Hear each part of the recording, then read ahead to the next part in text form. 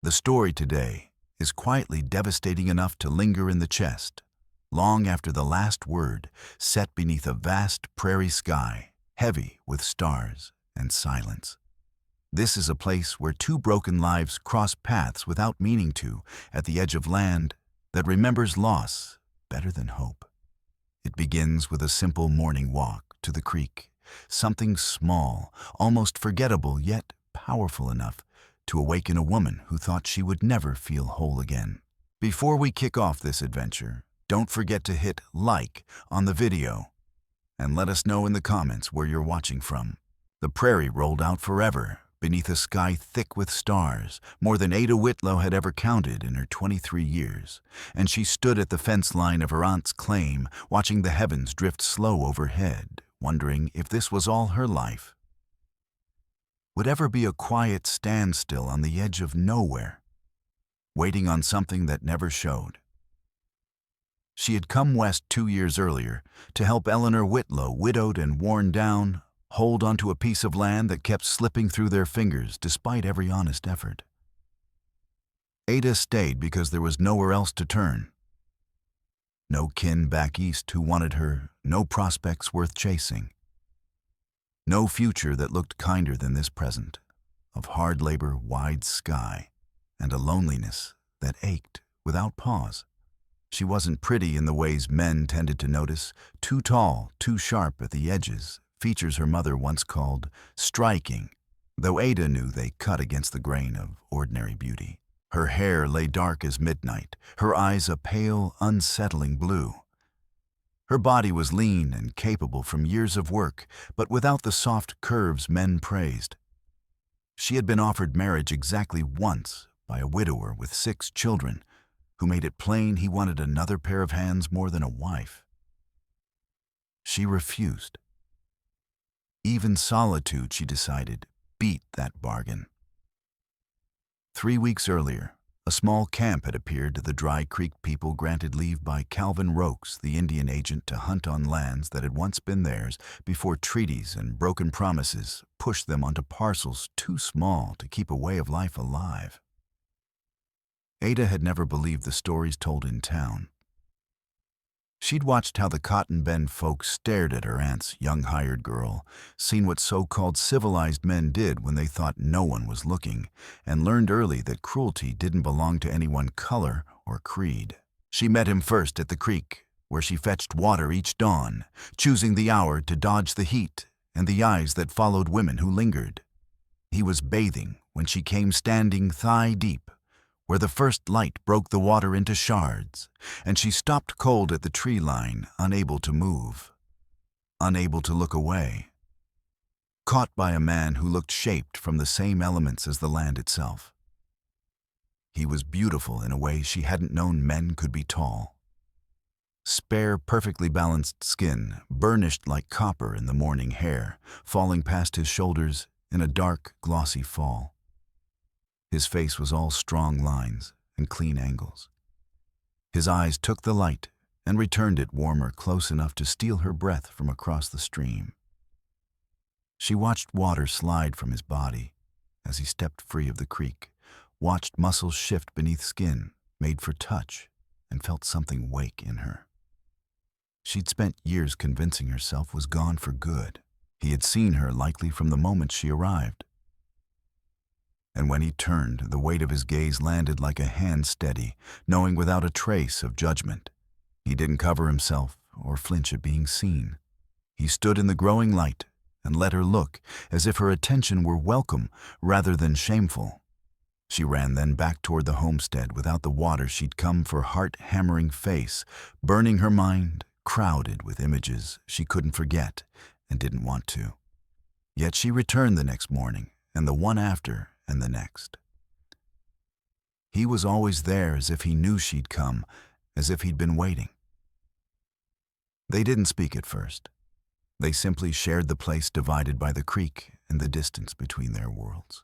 She filled her buckets while he watched, felt his eyes follow the work of her hands, glanced up to catch an expression she couldn't name, one that stirred a heavy want low in her belly. The first time he spoke, she nearly dropped the bucket. "You come every morning," He said, his voice deep and even carrying across the water with a closeness that shrank the space between them. His English was clear, lightly accented, the sound of lessons learned at a mission school, meant to remake men like him, even when you don't need water. Why she should have lied. Should have said she always needed it, that his presence meant nothing, that she wasn't coming for him. But his directness and the plain way he looked at her pulled honesty from her. "Because you're beautiful," she said, the truth tumbling out before she could stop it, bare and ill-timed. "I've never seen anyone like you, and I can't seem to look away." He smiled then, a real one that softened the severity of his face into something almost unbearable. "You're honest," he said. "I didn't expect that from one of your people. I've never been good at being what folks expect." "No," he agreed, the smile deepening. "I don't think you have. That's why I come here too," he went on. "You aren't what I expected, and I find I can't stop looking either." His name was Ash, a name taken from the land and the sky, and over the days that followed, he told her more. Their talk stretched as comfort grew, meetings shifting from quiet watching to careful words, to something that felt dangerously like friendship. He spoke of the Dry Creek people, of a way of living worn down by policy sickness and the steady press of a world that saw them as obstacles to be cleared. He told her of the assigned lands where most now lived of hunger and despair, where pride and freedom once stood, and of his own choice to step away whenever permission allowed. He told her of Rain, his wife lost in childbirth 5 years before, of the grief that hollowed him and the slow, painful work of learning to want again. She answered him in kind, telling him where she came from, about parents taken by illness within a single hard year, and the kin who made it plain she was a weight they carried with resentment. She spoke of the offer from Burke Hensley, the widower, who wanted a hired hand more than a wife, of how she turned him down and bore the quiet scorn that followed. She told Ash why she came west at all, because out here, if she failed to fit, the failure would be her own, not another mark against her name from people who never wanted her. She told him about a loneliness so long-lived it had begun to feel structural, like bone and breath, something she sometimes forgot wasn't meant to be permanent. "You aren't lonely now," he said one morning when the sun had climbed high enough that she should have been back at the homestead. "When you're here with me, that emptiness fades. I can see it on you." "Yes," she said, because lies had become useless between them. He read her too cleanly for pretense. "When I'm with you, I'm not alone. When I'm with you, I feel like I've finally stepped into the right place." That was when he crossed the creek, something he had never done, always keeping the distance their worlds demanded. The water rose to his waist as he came toward her, and her pulse leapt. Her hands shook. Her body woke to its own wanting. He stopped just in front of her. Water streamed from his clothes. She could smell the creek on his skin, feel the heat coming off him. See droplets caught in his lashes, scattering light like sparks. "I'm going to kiss you," he said, not a question, but a careful declaration, an opening left wide if she wished to refuse. "I've wanted to for days. I'm done wanting without moving. Tell me no, and I won't. Say nothing, and I'll take that as yes." She said nothing. Words deserted her. She stood trembling as he bent and set his mouth to hers, gentle enough to undo her. The kiss was soft and searching, carrying the taste of water and something sweeter beneath it. When it broke, she leaned after him, chasing his mouth, unwilling to let it end. "Come to me tonight," he murmured against her lips. "After dark, where the creek curves around the old cottonwood. I'll be there. We've circled long enough. I want to know you, Ada, all of you, and I want you to know me." She should have refused. She should have remembered every lesson warning her this was wrong, dangerous, a line meant to keep her safe. Instead, the only word she found was yes, breathed like a vow, like surrender, like the truest thing she'd ever spoken. The day burned by, in fevered waiting hours, stretching thin, as she watched the sun drag itself across the sky. She worked on instinct alone, hands moving through familiar chores, while her thoughts kept returning to what was coming, what she had agreed to, what she wanted with a force that frightened her. Eleanor Whitlow noticed nothing buried in worries over failing crops and winter's approach. Lottie Price noticed nothing either, too young to read the signs. No one noticed Ada at all, and for once she was grateful for the way she passed through life without ripples. When night finally settled, when the homestead fell quiet, save for coyotes far off and the wind threading the grass, she slipped from her room and headed for the creek, heart pounding so hard it felt audible. He waited at the cottonwood just as promised. Moonlight caught him there, and the sight stilled her breath, stilled her thoughts, leaving only the certainty that she had never wanted anything as fiercely as what stood before her. Blankets lay spread on the ground. A small fire breathed light across his face. He had prepared with a care that told her he took this as seriously as she did. He rose as she came near, crossed the space with that easy grace she knew, and took her hand so gently it nearly broke her. "You came?" he said, wonder threading his voice, as if he hadn't quite trusted hope. "I came," she said. "I couldn't stay away. I couldn't face another night of wanting without reaching." Her voice faltered. She paused to steady herself. "I know," he said, squeezing her hands. "I know because I feel it too. I haven't wanted anyone since Rain died. I thought that part of me was buried with her. Then I saw you at the creek, watching with those pale eyes that hold more sky than the sky itself. And something stirred, something that won't let me keep my distance." He guided her to the blankets, helped her sit near the fire, then settled facing her, their knees almost touching, as the flames threw shadows over his features. "I need to ask you something," he said, the playfulness of daylight gone, replaced by gravity. "Have you done this before, been with a man?" The question carried no judgment. She heard only care, an attempt to understand how to meet her. "No," she said, surprised by her own steadiness. "I've never let anyone close. I've never wanted enough to try." She drew a breath. "I've heard things from other women, things that make me afraid. They talk about pain," she went on, "about something you endure instead of choose. About men who take without caring what they leave behind." He reached out and he lifted her face in his hands, palms warm against her cheeks, his gaze steady and deep, as if he could see straight through her skin and into the places she kept guarded. "Will it hurt?" she asked. Her voice shook despite her will. "Will you hurt me?" "Not if I do this right," Ash said, the promise carrying the weight of something sworn. Firelight flickered across his face as he spoke. "And I mean to do it right. I'll take the whole night if that's what it takes, so what you feel isn't pain, but pleasure. Not something you survive, but something you keep. Your body isn't a thing to conquer," he went on quietly. "It's something to learn, and I intend to learn every note." He began with her hands, lifting them one at a time, pressing slow kisses to her palms, her wrists, the tender inside of her arms. It was simple, nothing more.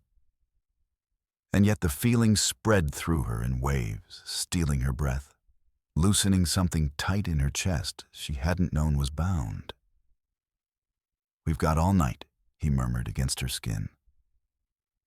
"As much time as you need. There's nowhere we have to be." "There's just this moment," he said, "and the next one, and the one after. I won't take anything from you. I'll only offer. You choose what you want."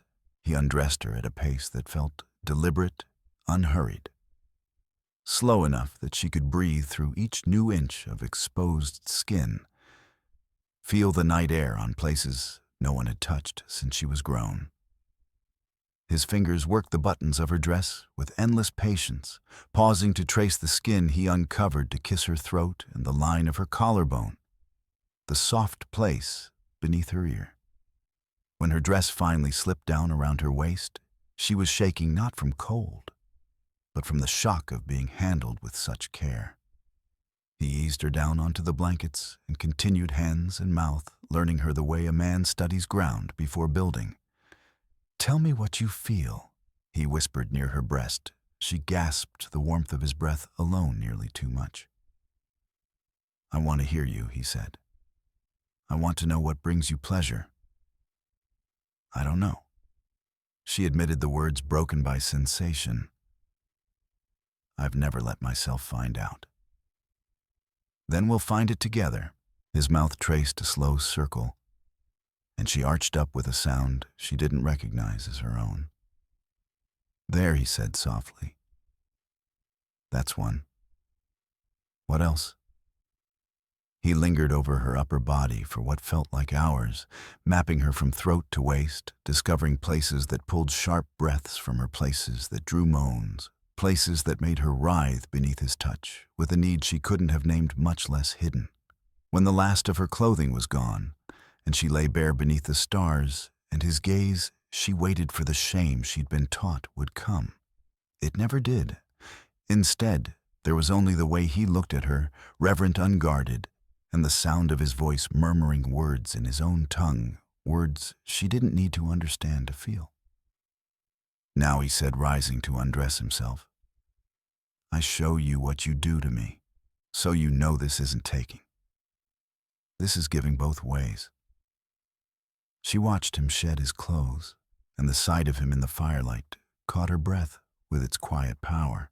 He was lean and strong muscles shifting under bronze skin as he settled beside her. His desire was plain, almost daunting in its honesty, yet somehow reassuring proof that she mattered to him as much as he did to her. "Touch me," he said, guiding her hand to his chest over the steady beat of his heart. "Learn me the way I'm learning you."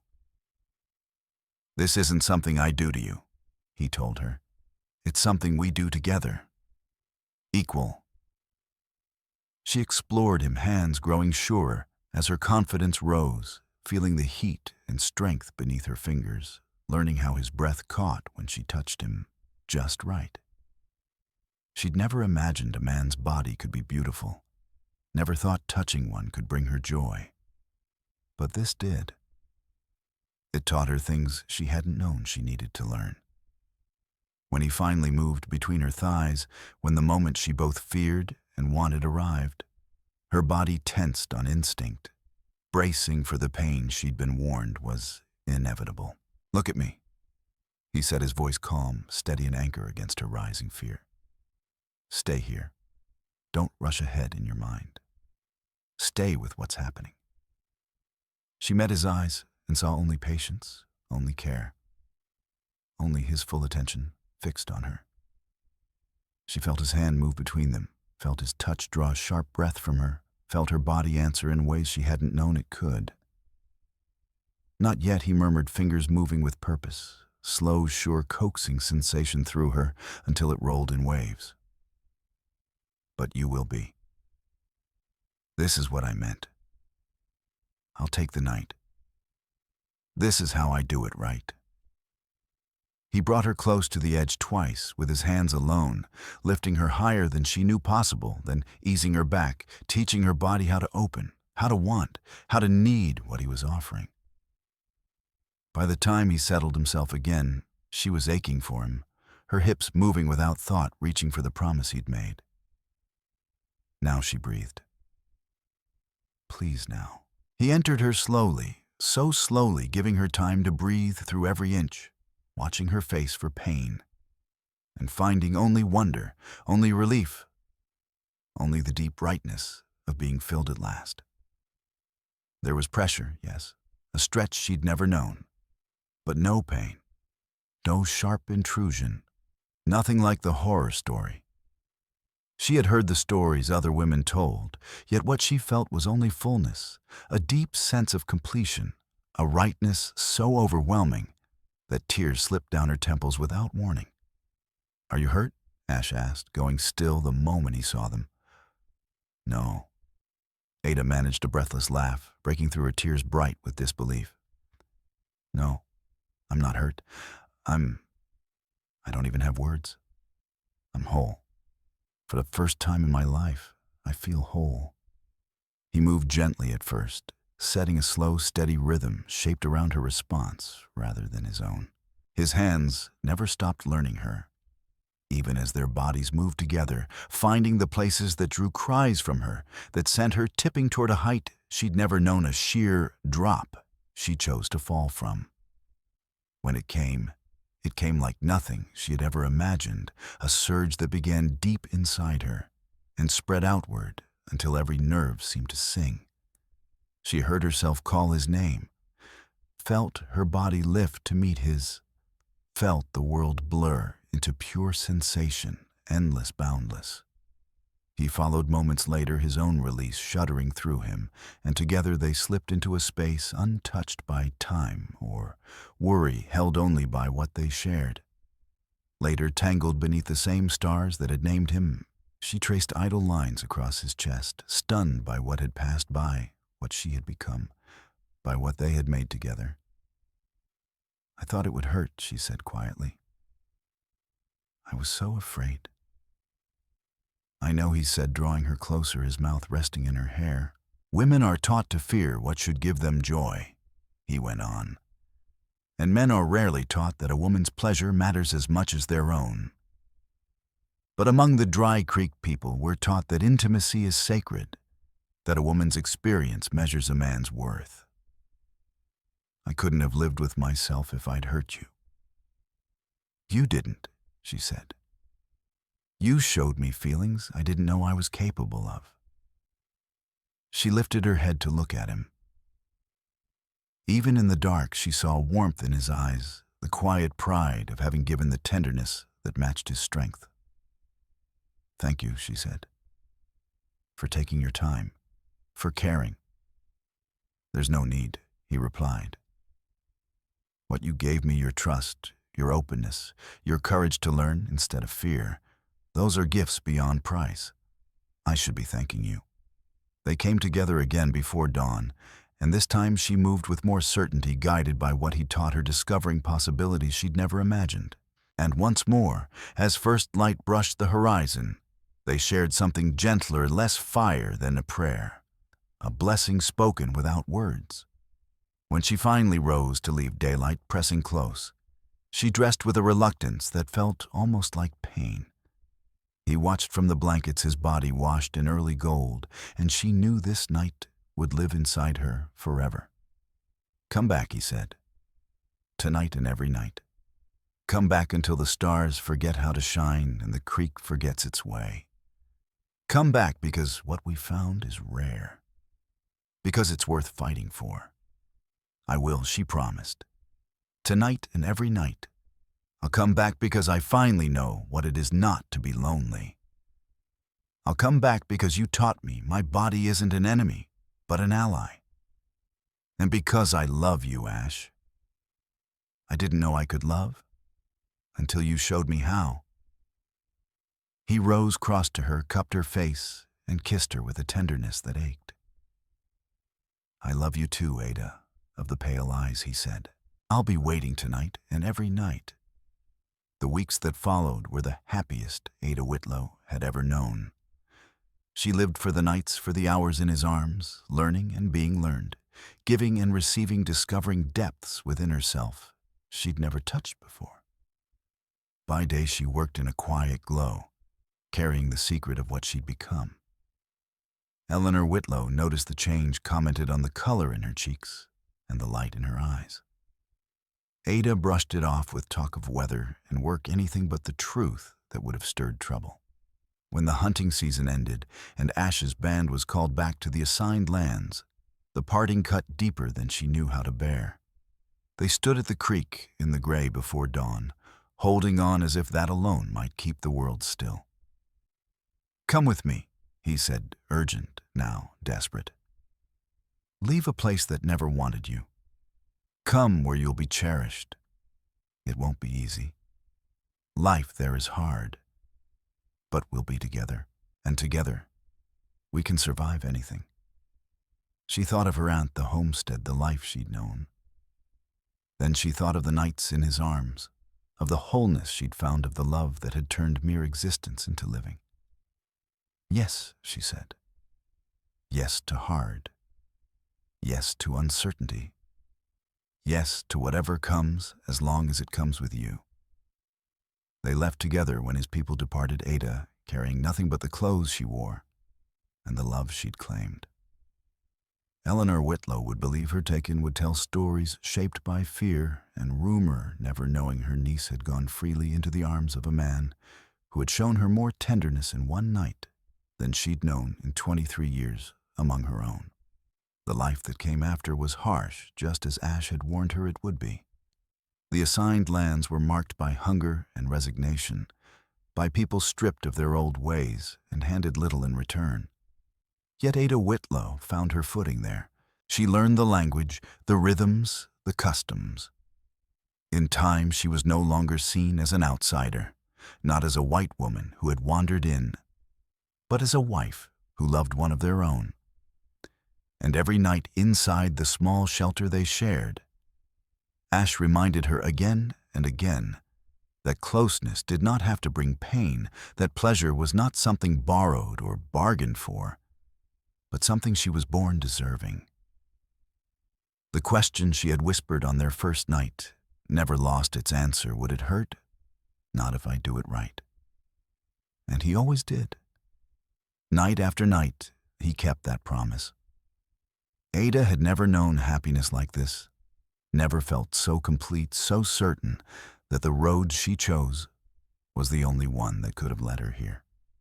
She remained the woman she had learned to become, the woman who was loved, the woman who could feel, the woman who once asked a question in fear and received an answer that became the bedrock of her life. Finally, let me send my deep thanks to you. Thank you for being here and letting this story live within your heart. If it moved you, I hope you'll walk beside us through more journeys of the Wild West stories filled with truth, endurance, and grace. Subscribe, share your thoughts, and stay close. Together, we'll keep riding across these wide-open lands of memory and hope. Thank you. Aviso legal, barra disclaimer. Our narratives bring inspiration from the past, recreated with fictional and dramatized interpretations, for entertainment purposes only. AI tools serve as creative support, but the storytelling, editing, and emotional refinement are handled by our team to guarantee authenticity. We comply with content policies for AI use, avoiding impersonations, identity fabrication, or historically misleading images. All visual and audio content is legally sourced. Redistribution or modification requires prior written approval. Thank you for honoring creativity, collaboration, and storytelling done with heart.